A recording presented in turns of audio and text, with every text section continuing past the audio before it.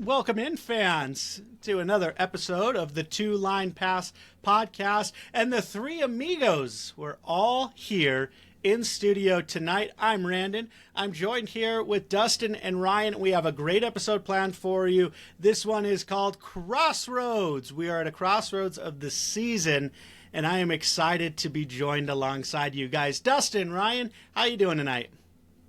Ryan, it's been so long. I'm going to cede the floor to you, man. Spin your story. Where have you been? I've just been on the injured reserve list, been dealing with some nagging injuries. Kind of like Austin Matthews, but I'm feeling back, feeling better. And, we're here looking at the schedule. That's what I'm excited to talk about. Talking about some hockey with my two best buds. But, Dustin, not to be outdone, how are you doing after you cede that floor? Not doing too bad. I mean, things could be better, things could be worse, so I'm not going to complain because I'm on the right side of the ground. So things are going good.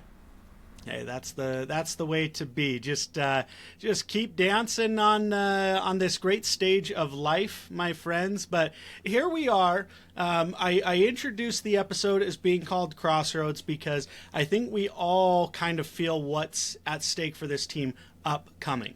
We are in we've just completed game 39, and that was a loss to Dallas. But now we've got game 40 at home against Florida, which starts a 7-game homestand. It's the longest homestand of the season. This team has not been great at home, but I think we all agree that these 7 games are pivotal. Arguably the most important 7-game stretch in this young franchise's history, as I feel it's going to set the tone for the remainder of the season. Dustin, you are going to be in the stands on Wednesday.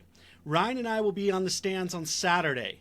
Dustin, how important to you is this 7-game home stretch to this team? And I really think this 7-game stretch is like a microcosm of what the rest of the season is going to be, because we're after these 7 games we're going to be 46, so we're over halfway, we're into the back half, and if we perform poorly in these 7 games, we're really going to slip down the standings. I mean, we'll go over you mentioned in our group text about the ease of the schedule, so it wouldn't be impossible to climb back out of the hole that they'll build if Utah can't perform during this 7-game stretch. But it's really important, and you want to win. You want to get a lot of points in this stretch because you want to give yourself some wiggle room. So like a game where you might go to the third period up 7-1 against the San Jose Sharks and wind up losing in overtime. That's going to happen in the back half of the season at some point. May not be to the Sharks. Maybe we lose to Chicago and the world just starts crumbling around us. But you want to give yourself that leeway to be able to lose those games. And if they perform badly in these 7, it's going to have to be almost perfect the rest of the way to make the playoffs. You're absolutely right. Ryan, what's your read on the next seven games for this Utah Hockey Club? So, like Dustin was saying, if it doesn't go well, it doesn't go well. But I'm looking at the 7 games. We only have one back-to-back during the 7 games, which that's pretty good, It's always good not to have a back-to-back. The Florida game is going to be a tough win for us. I think Florida's a tough matchup against us. Their special teams is phenomenal, and to be honest, our special teams are not. I mean, our penalty kill has been good lately, but they're one of those teams, kind of like the Knights, where it's they're the one team you don't want them on the power play. Just don't give it. But then they're just as good on the penalty kill because Reinhart and I think Barkov lead the league in shorthanded goals or shorthanded points. Something stupid like that. But after Florida, it's 4, in my opinion, straight pretty easy games against the Sharks, Islanders, Canadians, and Rangers. But at the same time, those are the kind of teams we don't beat. You know what I mean? Those bottom of the league teams, we don't necessarily seem to give it our all. We kind of are we don't have to play as hard. They kind of suck. And then it's well, cool. Now you guys just lost, like Dustin was saying, to the San Jose Sharks. You just had you blew a lead to the Sharks. What are you doing?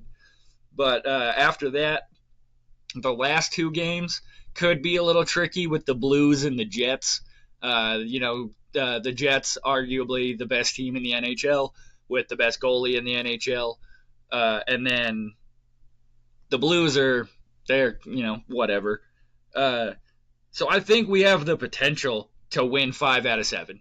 Like looking at it on paper, 5 out of 7 should not be impossible. I'm not going to say we'll win all 5 in a row. That would be cool, but I don't think we'll put together 5 but 5 out of 7 should be doable. And especially with having the ease, that's 10 points. That'll put us that'll at least get us closer into that wild card race that's going on right now between Vancouver, Calgary, and us and St. Louis. Somebody else. And St. Louis, are they the other one in the mix?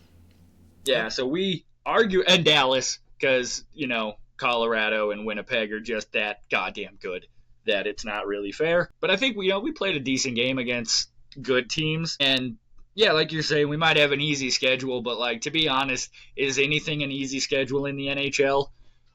Because I feel like amongst all the big major sports, hockey games are probably the most even no matter what. You know what I mean? Every NHL team can compete against every NHL team, unlike the Colorado Rockies are not competing with the Los Angeles Dodgers, or the Patriots are not competing with the Chiefs, or insert good soccer team is not competing with insert bad soccer team. Not really sure how that one goes, but you get the drift. But I think the team has figured out a more consistent game. I'm not going to say we're winning all, you know what I mean? But we're playing a more consistent game. It's just as soon as that second period starts, everybody on the ice forgets how to play hockey. And then the third period starts, and magically they all remember it. So I don't know what is going on in the second period. We need to really figure that out. But if we do for these next 7 games, I think it could be huge. And we haven't been great at home. You know what I mean? We've been a way better road team than we have. And the fans deserve a good homestand. And this is the perfect opportunity. You got 7 games. You get to sleep in your own beds. You get to see your families if you have one. Or you get to do whatever single hockey players do in Utah. Go skiing. I don't know. Whatever you guys want to do. But you don't have the disadvantage of being jet lagged. You're not on the road. Give us a good homestand. I'm not going to be mad no matter the outcome. Unless we go 2-5, then I might just hang it up for the season. I'll see you guys next year. I don't know. We'll see how this goes. But if we can at least go, 5-2, 4-3 at the very, very worst, I'll be happy. No, you say we're not a very good home team. 5-7-4, and I think the overtime shootout losses are probably harder as a fan to stomach. So that's 11 losses compared to the 5 wins that we've seen at the Delta Center. And like you said, the fans do deserve better. And they schedule lines up that they have the opportunity. Ryan, you talked about the kind of the matchups and how this team tends to play up to competition, but also play down to competition. Florida's going to be a very difficult game, but the San Jose Islanders, Montreal Rangers games are ones that we should win, but we're 0-2 against San Jose. We did beat the Islanders, and Montreal is on the upswing. They're about where we are in the standings, but Montreal as a team is on the upswing. The Rangers, complete dumpster fire, but we've also lost 2 complete dumpster fire teams. We lose to Anaheim, we lose to Seattle, we lose to Nashville, we lose to San Jose. All dumpster fire teams, and it's beginning to make me think that maybe things aren't so great in the neighborhood. But these series of games, it's not just playing the bottom of the barrel teams. It's that game against St. Louis, the game against Winnipeg, San Jose. Those are Central Division teams that we need to be beating. Now, we play very well against Winnipeg, but we cannot lose to St. Louis. They are currently, right now, we are 4 back from Vancouver for the second wild card spot, right? I do not believe that there is any rational reason to start talking about that first wild card spot. I feel like it's already past its date. We're not getting there. But that 8th seed or the second wild card spot, however you want to look at it, is attainable, but it starts with beating the teams ahead of us. We've got Calgary's number, right? Now we just got to finish the job against the Blues. Talking about difficult schedules, the Vancouver Canucks, the team that's currently in that second wildcard spot, statistically speaking, has the hardest schedule on the back half. And we have the 6th or 7th easiest schedule on the back half. So at home, we have to beat those Central Division opponents and then take care of business against the Islanders and the Rangers, right? Ryan, I think you're absolutely right. If we go 5-2, that's the sign to me that this team is ready and there to make that run to where we are legitimately going to chase that playoff spot. If they go 500, like 4-3, if they go 3-4, it's over. But if they go 4-3 even, then I'm probably sitting back and saying, okay, this is it. This is the ho-hum 500 hockey that we're going to expect from this club this season. But it all starts out, and the fans are going to be there. We've talked about the ticketing specials. So the Smiths promotion, spend $20, $40, $60, $80 at Smiths. Get coupons for $10 tickets, 2, 4, 6, and 8 tickets. You get a hot dog and a drink for $10. I suspect sellouts, even all of those obstructed seats, 17,000 plus in attendance. The building's going to be rocking, and we have to get those wins, though. We have to get those wins. At least 5 of them. Anything less, and I just worry. I agree with everything that you just said. I think we're getting 5. I do have to correct one thing, just because you said that you think the Utah Hockey Club is 0-2 against the San Jose Sharks. We are 1-0-1. We have 3 out of a possible 4 points against the San Jose Sharks. Please put some respect on the name of the Utah Hockey Club against the San Jose Sharks. We have an overtime loss and a regulation win, 1-0-1. Really? But it doesn't feel like we haven't earned those 3 points is what the bigger issue Randon was trying to get at. We have barely won 3 points from San Jose when we should be dog walking the Sharks. Oh, we dog walk the Sharks. The last time we played them, they were outshot 40-22. We out-hit San Jose. We took fewer penalty minutes to San Jose. We completely dominated. Okay, we earned 2 of the points. All right, we got 2 of the points. Oh, that was the game. That was the game where they accused the refs of stealing it when we scored on the power play with a minute left. Okay. Yes. Oh, so that's Keller, why it felt like a loss. That's why it felt like a loss. So we have the one and then we have the one that felt like it feels so much worse than an overtime loss because we went into the third period up 4-1 in that one. Yep. And gave up three third period goals. Yep, in 5 minutes. So maybe that is just the horror of that game. But I mean, San Jose's got young kids. I'm not even They're good. I'm not even going to fact check myself. That was Connor Ingram in net. That's behind us. That's in the past. It's R.I.P. to Connor Ingram. R.I.P. to his season. Poor guy. Yes, I did. Speaking of Connor Ingram, quick thing. If you missed it, on Twitter, the 3 beat writers for the Tribune, for KSL, and for the Deseret News held a little roundtable outside of any podcast. It was just the 3 of them, and they were interacting with some of the fans. And your 2-line pass podcast got a question asked, and we asked them the quintessential what we had our episode about when Ingram is healthy, because that timetable seems to be within weeks.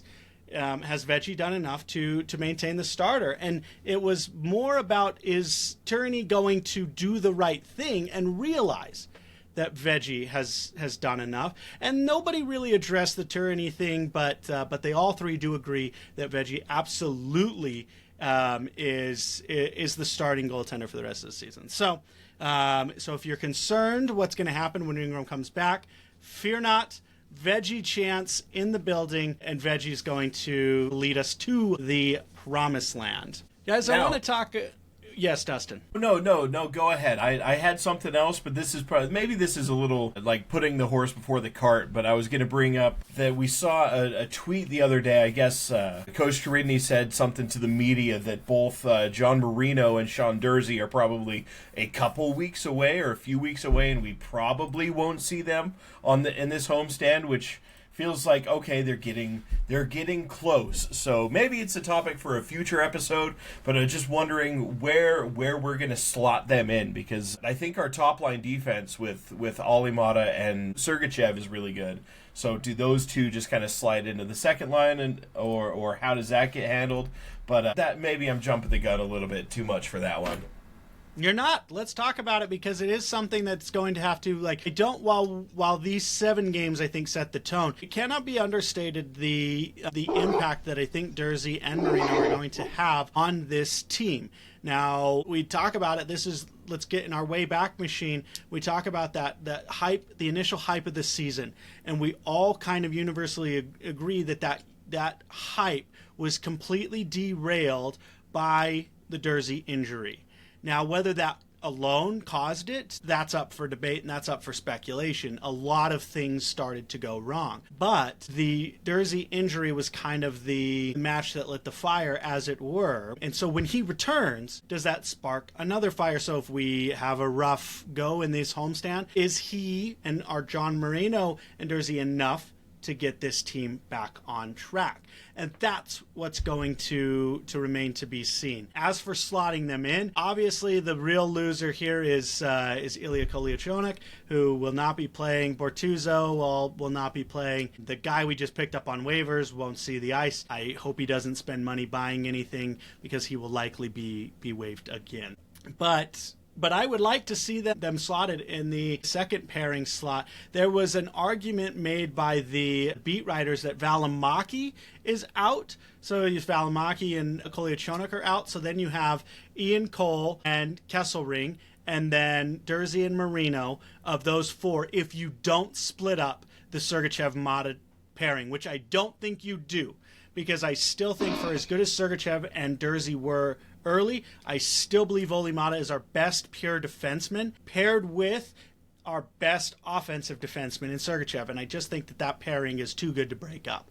So then you probably look at maybe a Durzi Kesselring and an Ian Cole and John Marino pairing is what I view it. When Marino and Durzi are both healthy, that's what I see. This, of course, leaves Maverick Lamoureux on the outside looking in. I would send him to the AHL to get healthy, or to not get healthy, but to get playing time, because I don't want to just healthy scratch him the whole time. So I send him to play out his season in the AHL. But those would be my 6. So Sergachev, Mata, Kesselring, Durzi, and Marino and Ian Cole. Agree, disagree, Ryan, Dustin? I disagree with only one part of that, and that is you don't want to break up that top 2 pairing. I say don't break up the Kesselring-Cole pairing as well. Let Marino and Durzi kind of come in together on that third pair. If it blows up in our face, like after their first shift or whatever, Turney loves to call audibles. You know what I mean? Figure out something in-game.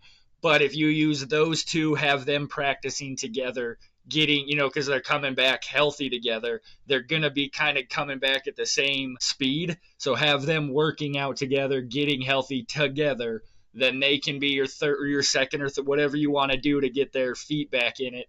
And then if you got to break them up when everybody's back into the full swing of things, do it.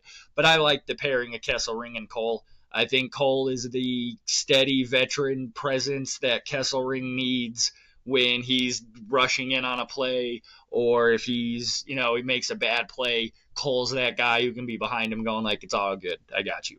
You know what I mean? Not saying Durzi and Marino can't do that, but I think Ian Cole, as a 14-year veteran, just brings kind of a different presence on the ice to a younger defenseman like Kesselring versus guys who are closer to his age. Absolutely, and you saw that Ian Cole kind of played that veteran to Maverick Lamoureux. That's what they wanted. They wanted that veteran teaching a Jedi teaching the young Padawan. And Kesselring, we kind of lose sight of it. Kesselring is not a veteran, right? He is a very young core defenseman, and it was kind of when we got Sergachev, right? Like, I imagine in the phone call or in the discussions, Bill Armstrong is probably talking about, okay, who do you send, JJ Moser or Kesselring. And I don't know what would have happened if the other one, but we lose sight of how, because of how consistent I feel Kesselring has been, we lose sight that he is still a young defenseman. He is part of this young rebuilding core, and I like that. Yeah, if you keep him with Ian Cole, and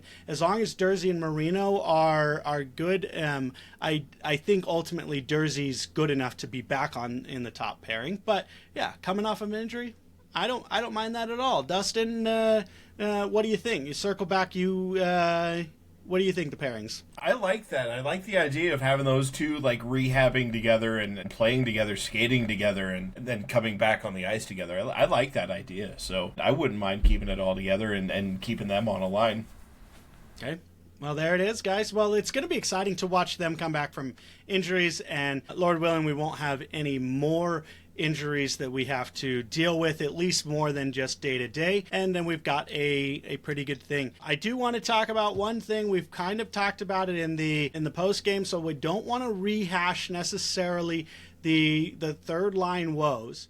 But let's talk about it, Dustin, because if you see what everybody's right now projecting, the spiciest of tunas making his Delta Center return, do you think he's good? Do you think he's going to fight? Do you think he's going to score? Or do you think he's going to be the third star with 6 hits again? Are you excited to see Spicy Tuna return to his home? I'm excited to hear the crowd when he makes it onto the ice, or when they announce his starting lineups, or not starting lineups, but when they announce the lineups. Anytime they say his name, I think that place is going to go nuts, just because he's despite not playing, somehow become a fan favorite. I don't think he's going to fight. I think he is completely bought into the idea of, like, we can compete, we need to play smart, we need to keep our men out of the penalty box. So I think he's bought into the mentality of this team, and I don't think he's going to fight, but I would love to see one just for the crowd. But yeah, I don't think he's going to. I think Tuna is 100% bought into the idea that being physical does not mean he needs to be the NHL league leader in penalty minutes. Yeah, I'm pretty sure he holds the record over the last couple of years of the most games with a 2-minute instigating, 5-minute fighting, and a 10-minute misconduct. He's got to. He's had like 30. They're hilarious. Watch it. Go look him up if you guys get a chance. Liam O'Brien is a menace. But notice over these last few games, he had 3 hits in the first period the other night? 3 or 4, something like that. Like, he has brought a level that our team is desperately needed, and that's somebody who's just going to finish their check. And I wish he would just grab Lawson Krause and shake him like a baby and tell him to start doing that. Just be like, come on, like, you're 6'4", 2 whatever. Come on, hit somebody. Like, do something, buddy. You're called the sheriff. For what? Do you just talk a lot of like, what do you do to be the sheriff? Because he's the law, son. Yep. I hate you so much for that. I hate you so much. It's the greatest. It's the greatest.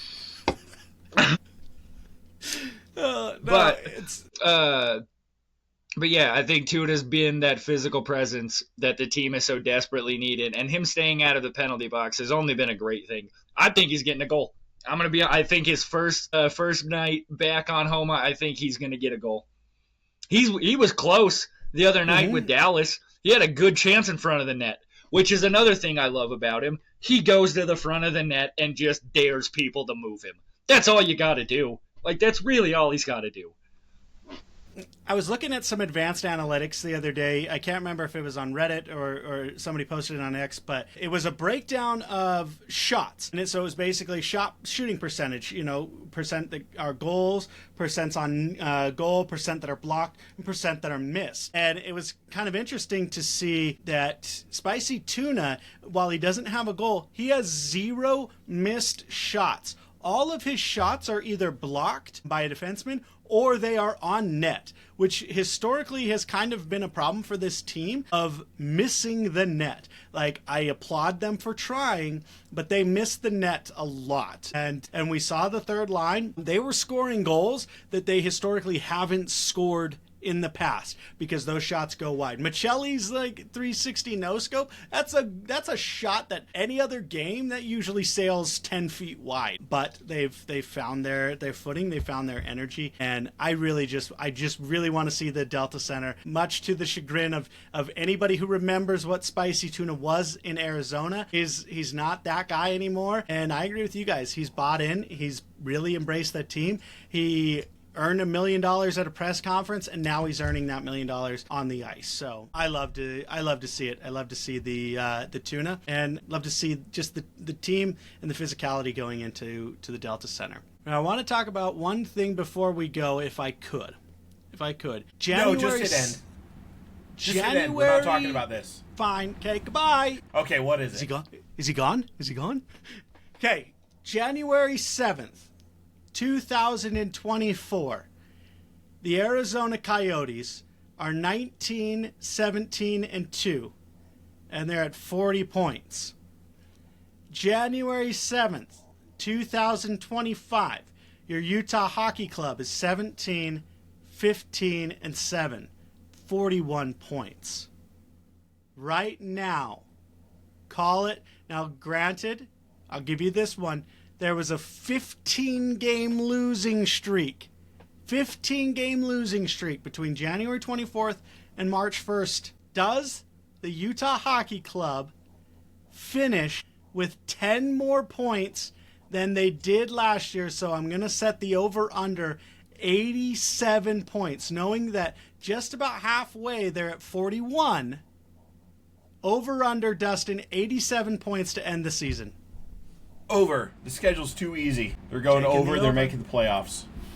Ian, 87 points, over under. I'm going to take the... Oh, man.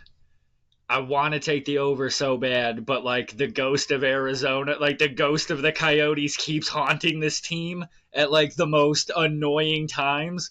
Can you ask me that after the homestand? Let me see how this homestand... Okay, it's got to be before? Got to be before. All right. Look, somebody's got to do it. I'm going to say we're going to land under, but we're going to land at 87 points this year. We're going to land at the 87.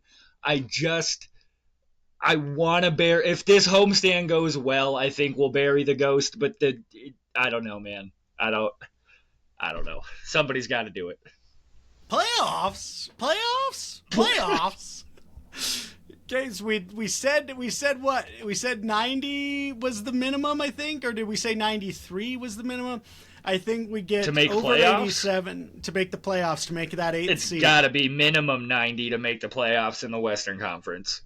It's got to be. So I'm going, the specter of Arizona looms large, where I don't think this team is going to go on a 15-game losing streak. I could absolutely see them going 7-8 in that same 15-game stretch.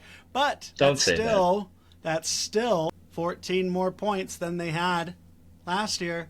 So that gets us there. Give me the over. I'm with Dustin. Give me the over. But only just 87 and 90. 87 and 90, that's my thing. We'll reassess after the homestand. Before we're out, Dustin, did you want to discuss the game against Florida? Did you want to highlight anything? We've already soft guaranteed a win because you're going to be in the stands. Yes. But you've got some heavy hitters coming in, some people who will grind down this team. We will get out hit significantly. But do you want to break down the game, or do you have any closing thoughts you want to discuss?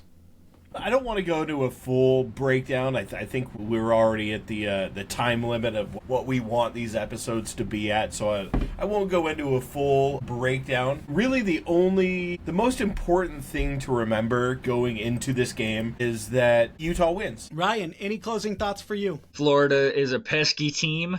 They are... they're, like you were saying, they're a grind you down kind of team. But I think having Tuna in the lineup against a team like Florida really helps the boy. You know what I mean? It kind of helps even out the scales a little bit. Not that Tuna has to fight, but just knowing there's somebody on the ice who, if Florida wants to play Florida hockey, Tuna will meet you guys in front of the net. You know what I mean? Like, he's down to scrum it out. But, Utah win 3-2. I like it. Take advantage of Carter Verhaeghe and Sam Bennett. Carter Verhaeghe for Florida, minus 22. Sam Bennett, minus 16. Take advantage of Carter Verhaeghe and Sam Bennett, Utah. It's going to be a big one. Game number 1, Wednesday. Puck drop at 7 or 8, Dustin? 8. I believe it's at 8 p.m. 8 o'clock. On TNT. On 8 o'clock on TNT. So this is going to be a late one, folks. We will not have a post game as the carrier of the podcast. Your man Dustin will be at the game, unable to, but we will actually later this season. I think we're going to do a live episode from the Delta Center, so we'll see more to that to come. Guys, thanks so much for joining me on this Crossroads episode. Make sure there's still tickets available. If you can get in to see the Delta Center, get in to see the Utah Hockey Club at the Delta Center. Let's make it a rocking environment. Let's get some big wins. Let's set this team up for success. Guys, thanks so much for listening, and have yourself a good night.